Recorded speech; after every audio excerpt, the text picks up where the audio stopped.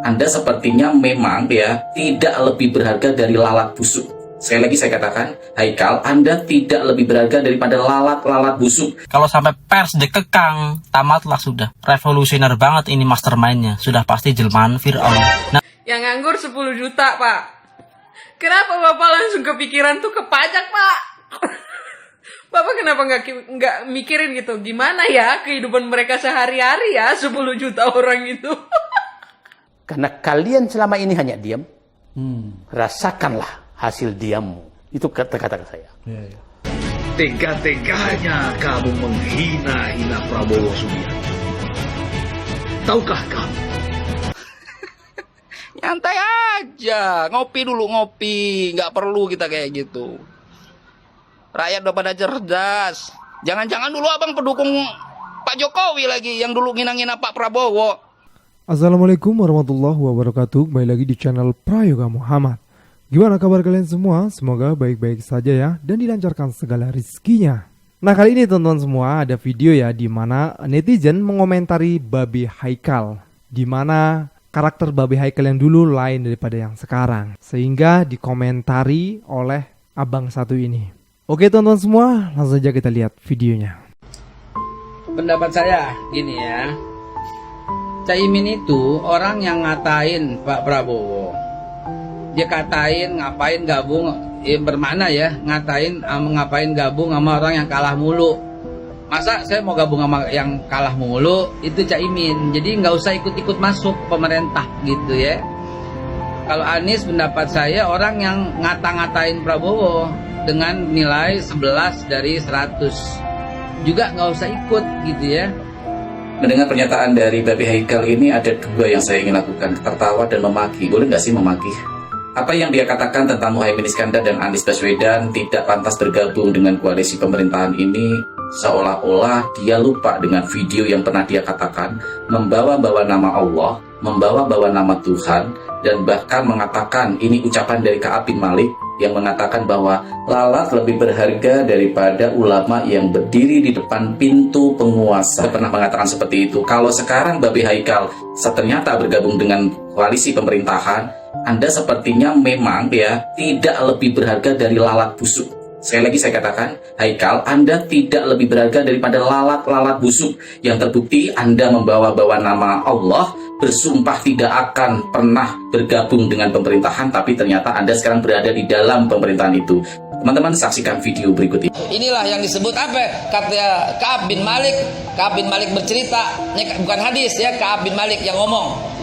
Lalat yang berkumpul di dalam sebuah bangkai lebih bagus daripada ulama yang berkumpul di depan pintu penguasa. Allah. Yang ngomong Ka'ab bin Malik, takbir. Nah, yang begitulah yang kita perlukan, yaitu ulama-ulama yang tidak mau dan anti mendekat kepada penguasa. Beredar video viral dikatanya saya mendukung koalisi Mukelo jauh dekat Goraok. Sampai mati oposisi, sampai mati siapapun presidennya. Nah, Haikal, Anda saya ingatkan lagi karena saya tag ya di video ini atas ucapan Anda yang bawa-bawa nama Tuhan. Jadi Haikal, sepertinya Anda memang saat ini berada levelnya di bawah lalat kotor, di bawah lalat yang menjijikan. Anda lebih menjijikan daripada lalat yang menjijikan. Salam ya Haikal, Anda sekarang sudah berada di dalam kekuasaan dan ini membuktikan ucapan Anda itu tidak lebih berharga daripada kentut Anda. Ya benar sekali ya, ini fakta karena Babe Haikal sendiri yang mengatakan ya. Dan beliau mengatakan sampai mati menjadi oposisi. Tapi sekarang malah justru masuk ke koalisi. Muka lu jauh deket gua rauk. Ya itulah kurang lebih harusnya seperti itu tuh. Nggak habis pikir sih gue sendiri juga. Kok bisa kayak gini gitu loh. Oke teman-teman semua, kita lanjut lagi ke videonya. buat kalian yang masih waras dan pro demokrasi, mending jangan di skip. RUU KPK plus RUU penyiaran pers plus RUU perampasan aset sama dengan matinya demokrasi. 1. Revisi Undang-Undang KPK. Biar nggak panjang, tolong di pause aja dan baca pasal-pasal ini. Pasal 3, pasal 1, pasal 37B ayat 1 huruf B. Berdasarkan revisi Undang-Undang KPK ini, sangat jelas KPK telah dikebiri, tidak lagi independen, dan sangat rawan intervensi. Dan sebaliknya, kuasa pemerintah dalam hal ini eksekutif menjadi sangat-sangat superior, dan absolut. Ditambah lagi jika RUU perampasan aset tidak direvisi. Nah, ada politisi senior yang sekarang kader gelora sih paling benci KPK dengan alasan terlalu superior dan absolut. Pertanyaannya, kalau Anda nggak korup, kenapa benci? Kalau presiden yang superior dan absolut gimana? Anda benci nggak? Nah, yang kedua, RUU perampasan aset. RUU perampasan aset itu apa sih? Yaitu undang-undang yang memungkinkan negara untuk merampas aset tindak pidana tanpa putusan pengadilan dalam perkara pidana. Jadi, perampasan aset ini ranahnya perdata. Nah, biar nggak terlalu panjang, tolong di-pause sebentar dan baca draftnya bab 3 Hukum Acara Perampasan Aset, pasal 8 ayat 1. Lalu dijelaskan di ayat berikutnya, pasal 8 ayat 2. Nah, sampai di sini perlu dipahami dulu sebagai catatan kaki bahwa RUU ini memerlukan syarat-syarat sebagai berikut. Peradilan yang bersih, lembaga yang independen dan berintegritas, penegak hukum yang profesional, sehingga RUU ini berfungsi sebagaimana mestinya. Nah, berdasarkan pasal-pasal tadi, apakah ada lembaga yang independen? Satu-satunya yang independen harusnya KPK, tapi udah direvisi dong. Oke, lanjut pasal 9 ayat 1 begini bunyinya. Nah, yang gue tangkap di pasal ini adalah wajib tanpa hak pembelaan, baik secara pribadi maupun melalui kuasa hukum. Karena di pasal 9 ayat 3-nya berbunyi begini. Nah, lu bayangin di situ ada diksi dengan cara apapun. Loh, telepati nggak boleh loh. Dan di sini dalam praktiknya penyidik minta dokumen tuh nggak ada diksi berdasarkan putusan pengadilan atau izin dari pengadilan negeri setempat gitu. Artinya kan ini berita acaranya sekonyong-konyong. Kalau begini modelnya bukan memberantas korupsi tapi justru malah membudidayakan tikus-tikus asalkan manut. Artinya apa? Abuse of power by authoritarianism. Kesimpulannya adalah RUU ini sangat mungkin dan akan menjadi alat pukul untuk membungkam oposisi dan menjadi alat untuk memperpanjang kekuasaan. Bayangin aja kalau ada orang korup, misalnya, ini buat ilustrasi aja ya. Bayangin ada orang korup, nggak ditindak, sengaja nggak ditindak, tapi justru malah ditempatkan di jabatan-jabatan yang strategis. Diangkat jadi ketua KPU misalnya. Jadi gak ada lagi tuh fungsi-fungsi DPR untuk mengontrol kinerja eksekutif sebagai upaya untuk check and balances. Karena semua pasti takut sama undang-undang ini. Yang ketiga, RUU Penyiaran pasal 50B ayat 2 huruf C. Kalau gue bahas di sini terlalu panjang ya, jadi tolong baca ya. Cari referensi sendiri, berikut di kolom deskripsi deh saya cantumkan referensinya. Biar gue jadi langsung ke kesimpulan aja. Nah, jadi kesimpulan dari RUU ini, yang paling bermasalah adalah pasal 50B ayat 2 huruf C yang bunyinya selain memuat panduan kelayakan isi siaran dan konten siaran sebagaimana dimaksud pada ayat 1, SIS memuat larangan mengenai di huruf C-nya penayangan eksklusif jurnalistik investigasi. Apa sih jurnalistik investigasi itu? Jurnalisme investigasi adalah kegiatan mengumpulkan data, menulis, mengedit, dan menerbitkan berita yang bersifat investigatif atau sebuah penelusuran panjang yang mendalam terhadap sebuah kasus yang dianggap memiliki kejanggalan. Selain itu, ini merupakan penelusuran terhadap kasus yang bersifat rahasia, terutama di pemerintahan. Nah, kalau sampai ini dilarang, siapa lagi yang bisa mengemban fungsi check and balances? Sedangkan DPR, legislatif kita, yang oposisi tentunya, ditodong dengan Undang-Undang Perampasan Aset. Nah, kalau KPK udah direvisi, RUU Perampasan Aset banyak yang gagal paham dan cenderung bakal disahkan misalnya. Bahkan ada yang bilang bisa pakai perpu tanpa persetujuan DPR. Kalau sampai pers dikekang, tamatlah sudah. Revolusioner banget ini mastermind-nya. Sudah pasti jelmaan Fir'aun. Nah, terakhir gue mau kutip kata-kata Lord Acton, power tends to corrupt and absolute power corrupt absolutely. Kekuasaan cenderung korup, kekuasaan yang absolut sudah pasti korup. Tepuk tangan dulu kita. Ya, mudah-mudahan semua itu terjadi. Agar apa? Agar yang sedang memilih menyesal. Mungkin seperti itu ya, kurang lebih ya. Tapi ya gimana, sudah dipilih juga kok ya, sudahlah gitulah. Kita ikutin saja. Sedih banget sih. Oke teman-teman semua, kita lanjut lagi ke videonya. Melihat mahasiswa demo, saya tidak sedih. Karena kalian selama ini hanya diam. Rasakanlah hasil diammu. Itu kata-kata saya. Sampai sekarang, saya itu kalau diundang mahasiswa bicara, saya nggak mau. Kalian ini hanya manfaat kita untuk kalian juga membuka diri untuk disogok. Nah, Rakyat juga begitu. Jadi rakyat kalau mengeluh bahwa harga naik, jawaban saya, selamat menikmati hasil sogokan yang kau terima. Iya, iya. Udah di titik itu saya, Pak. Iya, iya. Di titik bahwa ya memang rakyat ini problemnya dia disogok. Disogok dari hasil perampokan negara. Siklus yang terjadi adalah mengangkat pejabat, ada oligarki merampok negara, dibagi ke pejabat, pejabat ini menyogok rakyat Untuk terpilih. itu siklus itu terjadi. Artinya merampok lagi. Nah, rakyat jangan mengeluh karena memang Anda tingkatannya adalah rakyat yang disogok. Sampai di titik itu saya. Pokoknya intinya mampus gitu, rasakan gitu ya, rasakan gitu. Makanya lah pentingnya IQ itu dinaikin gitu ya.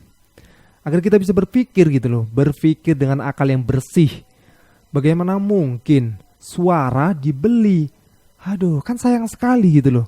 Mending kalau belinya sampai jutaan. Lah cuma 100.000, 50.000, 150, 200, mentok 500. Aduh. Kita lanjut lagi videonya. Buzzer-buzzer Jokowi ini punya tema yang seragam kalau ada orang yang mempertanyakan. Misalnya, kenapa baru bersuara sekarang? Dodol, dulu berhala kalian gak seperti itu. Udah, satu. Yang kedua, kan berkuasa di DPR 10 tahun. Lah, emangnya DPR itu ada penguasa? Nggak ada. Karena itu sifatnya adalah kebersamaan. Jadi tidak ada yang namanya penguasa di DPR. Paham ya? Karena suara itu berdasarkan fraksi, bukan jumlah anggota. Jadi supaya jangan kelihatan bego, ya gantilah itu buzzer-buzzer. Ya, sudah berkuasa 10 tahun kemana aja. Paham kan? Oke, mereka. Dulu ada yang bilang saya ini kelemar-kelemar. Ada yang bilang juga saya itu pelongo-pelongo. Kemudian ganti lagi, ada yang bilang saya ini otoriter. Kemudian ada juga yang ngomong saya ini bebek lumpuh. Dan baru-baru ini ada yang ngomong saya ini bapak Bipang.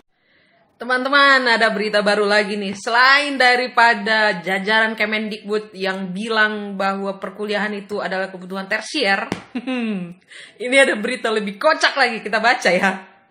10 juta Gen Z di RI nganggur. Wamenkeu khawatir setoran pajak jeblok.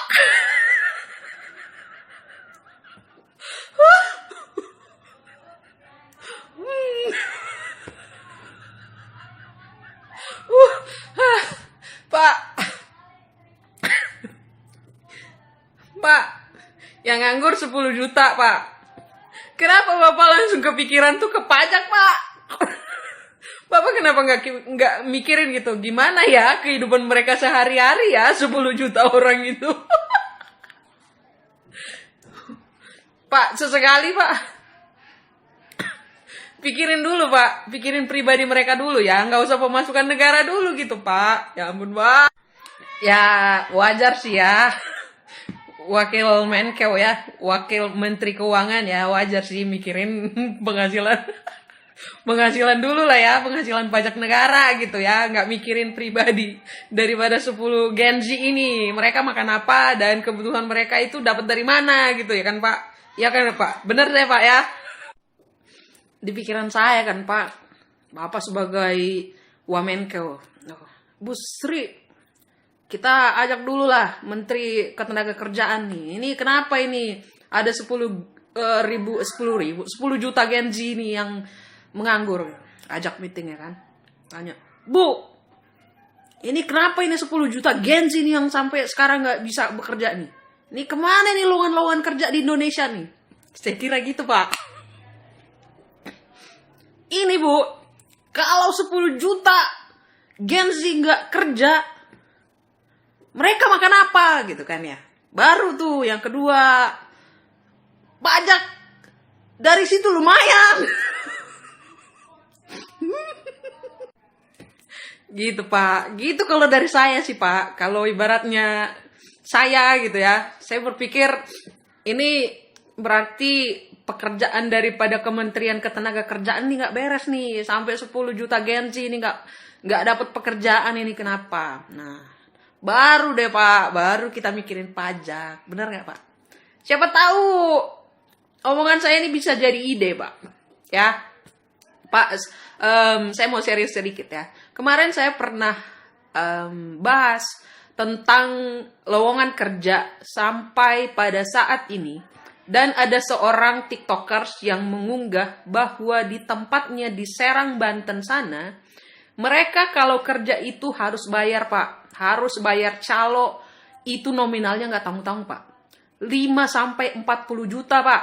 Dan mereka bilang hampir semua pabrik atau perusahaan yang ada di sana mintain uang calo atau apalah itu supaya mereka bisa masuk kerja. Ya Pak, tolong Pak, siapa tahu Bapak jadi rapat nih sama Kementerian Ketenagakerjaan ya Pak. Nitip Pak, nitip. Udahlah, ayo kita ngakak bareng. Berita ini menunjukkan bahwasanya pemerintah itu tidak sayang sama rakyatnya. Gak sayang, mereka tuh hanya memikirkan diri sendiri. Yang penting mereka itu senang, bahagia, uang banyak, udah gitulah. Contohnya ini menjadi satu contoh nih. 10 juta Gen Z di RI nganggur. Wamenku khawatir setoran pajak jeblok. Aduh. Kan lucu ini, harusnya kan gak perlulah kayak gitu, menyakiti hati rakyat yang pengangguran gitu loh. Aduh, kacau banget gak sih? Harusnya mah yang dipikirin kan rakyatnya. Aduh, gimana nih 10 juta nganggur loh, terus nanti gimana kehidupan mereka kalau nganggur kan gitu. Ini malah yang dipikirin pajaknya jeblok coba. Aduh, error.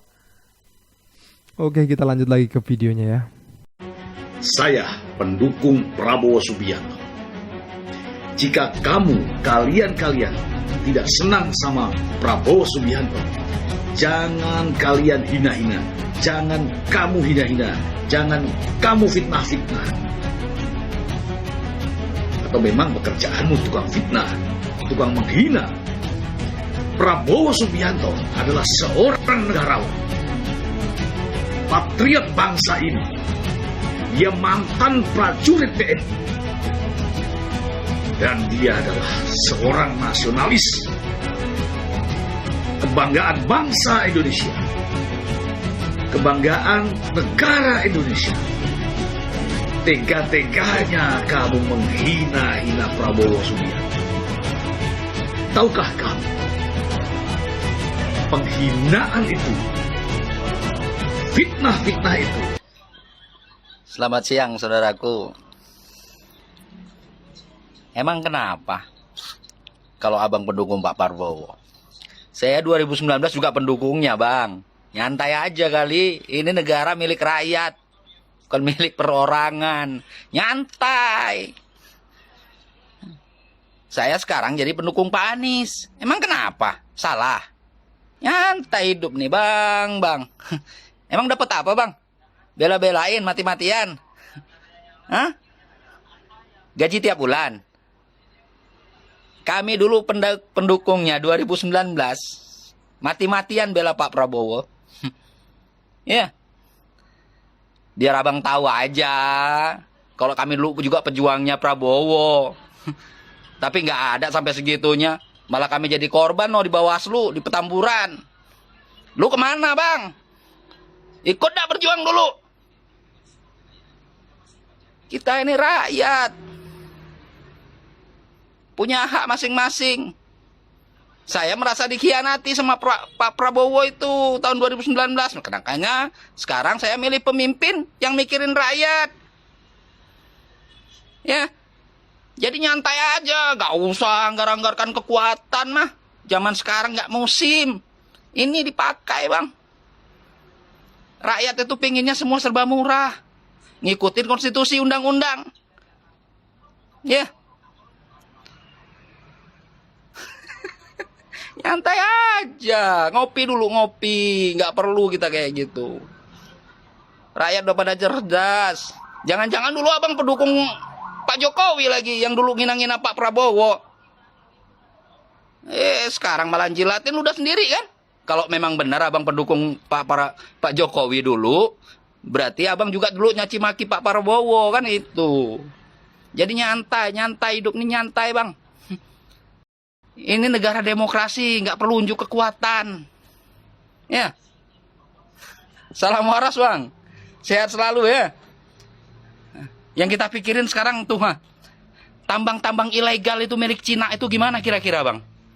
Apa kita biarkan bang? Harusnya itu yang menikmatin rakyat Indonesia bang. Bukan asing. Suarakan yang kayak gitu bang. Nggak perlu kita dukung penguasa. Kita rakyat kecil. Kebijakan pemerintah itu menentukan isi perut kita bang. Ya. Jadi kalau negara dikelola dengan baik, rakyat makmur. Itu aja. Oke, salam waras bang. Ini mak jelek banget nih kalau abangnya denger ya. Gagah bener dia ngomong ya.